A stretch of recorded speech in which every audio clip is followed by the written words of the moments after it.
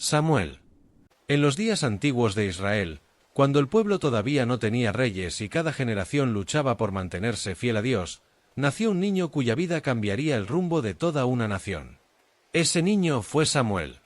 Su historia no comenzó en un palacio ni en un campo de batalla, sino en el dolor silencioso de una madre que durante mucho tiempo había esperado tener un hijo.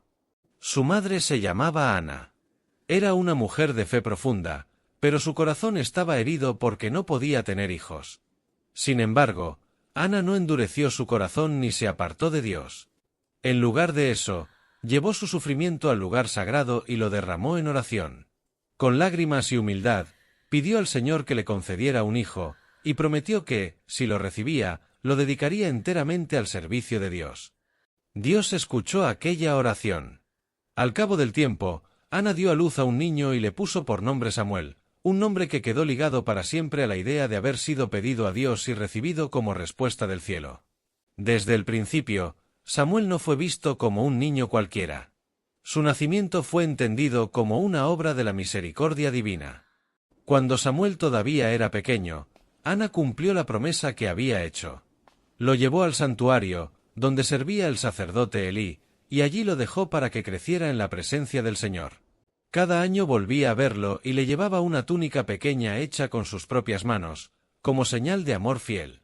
Samuel crecía entre el incienso, los sacrificios, las lámparas sagradas y el sonido de las oraciones del pueblo.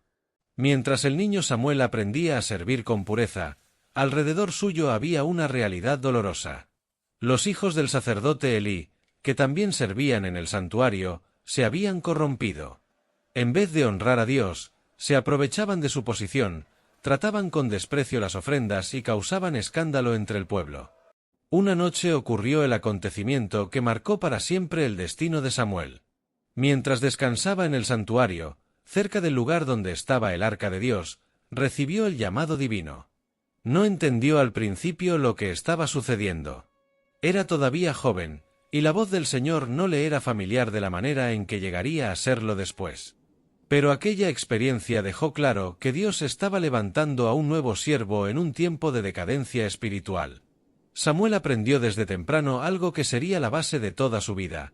El verdadero hombre de Dios no es el que habla mucho, sino el que sabe escuchar. El mensaje que recibió en esos primeros momentos no fue fácil. Dios le mostró que vendría juicio sobre la casa de Elí por la maldad de sus hijos y por la falta de firmeza al corregirlos. Samuel, siendo aún muy joven, tuvo que cargar con el peso de una verdad dura. Desde ese instante comenzó a formarse no solo como siervo, sino como profeta. No sería un hombre que endulzara la realidad ni que ocultara la voluntad de Dios para agradar a los demás. Sería alguien llamado a decir la verdad, incluso cuando la verdad doliera. Con el paso de los años, todo Israel empezó a reconocer que Samuel era un profeta fiel. La Escritura lo presenta como alguien en cuya palabra había respaldo divino. Dios estaba con él, y eso se notaba. Pero mientras Samuel crecía en autoridad espiritual, la nación seguía atravesando una crisis profunda. Los filisteos, enemigos constantes de Israel, se levantaron en guerra. En medio de su desesperación, el pueblo tomó el arca del pacto como si fuera un objeto mágico que garantizara la victoria. La batalla terminó en desastre. Israel fue derrotado, los hijos de Elí murieron, y el arca fue capturada. Cuando Elí supo la noticia, cayó y murió también. Era el fin de una etapa.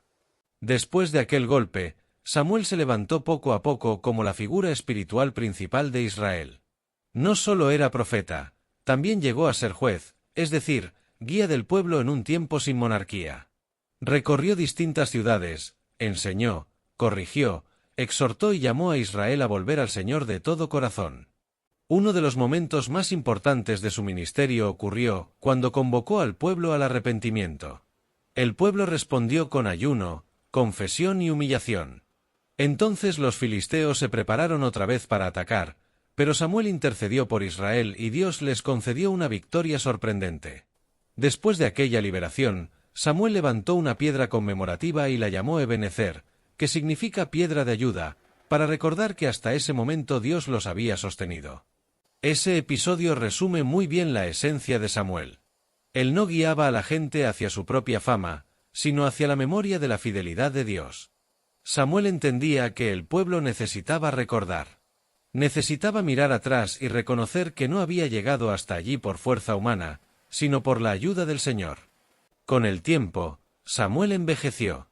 Entonces los ancianos de Israel tomaron una decisión que parecía práctica, pero escondía una crisis interior. Pidieron un rey para ser como las demás naciones. Querían parecerse a los pueblos que los rodeaban. Querían seguridad visible, estructura humana, poder organizado. Samuel se entristeció profundamente. Él comprendió lo que estaba ocurriendo en el fondo. No era solo un rechazo a su liderazgo personal, sino una señal de que el pueblo estaba desplazando a Dios del centro de su confianza. Aún así, Samuel llevó el asunto al Señor, y Dios le indicó que escuchara al pueblo, pero que antes les advirtiera con claridad sobre las consecuencias. A pesar de la advertencia, Israel insistió. La decisión estaba tomada. Entonces apareció Saúl, un hombre de buena presencia y porte imponente, que fue escogido para convertirse en el primer rey de Israel. Samuel lo ungió con aceite, señal de que había sido apartado para una misión especial. Al principio Saúl mostró señales de humildad, pero con el tiempo su corazón comenzó a torcerse. El poder, la presión y el temor a perder la aprobación humana lo empujaron a actuar sin obedecer plenamente a Dios. Y ahí volvió a destacarse la figura de Samuel. Él se mantuvo firme como profeta. Uno de los episodios más decisivos ocurrió cuando Saúl desobedeció una orden clara de Dios y trató de justificar sus actos. Samuel le hizo ver que la obediencia vale más que el ritual vacío y que la rebeldía del corazón no puede esconderse detrás de gestos religiosos. En ese momento quedó claro que Saúl había sido rechazado como rey. Después de esto, Samuel recibió la misión de ir a Belén, a la casa de Isaí. Allí iba a ungir al futuro rey. Cuando vio a los hijos mayores de Isaí, probablemente fuertes y de buen aspecto, pudo haber pensado que uno de ellos sería el elegido. Pero Dios le enseñó una verdad que atravesaría los siglos. El ser humano mira lo que está delante de sus ojos, pero Dios mira el corazón. Finalmente, el escogido fue David, el menor de los hijos, un joven pastor que no parecía, a simple vista, la opción más evidente. Samuel lo ungió, y desde entonces la historia de Israel comenzó a girar hacia una nueva etapa. Samuel pasó sus últimos años siendo una referencia espiritual para la nación. Su vida había estado marcada por la oración, la verdad, la integridad y el servicio. Cuando murió, el pueblo sabía que había perdido a un hombre de Dios de verdad, a uno de esos siervos cuya presencia sostiene a una nación más de lo que muchos imaginan. Samuel fue sepultado con honra, y su memoria quedó unida para siempre a la idea de fidelidad en tiempos difíciles. Para los cristianos, la historia de Samuel tiene un valor inmenso porque muestra cómo Dios obra desde la infancia, escucha la oración sincera y levanta siervos fieles incluso cuando el mundo religioso parece estar en crisis.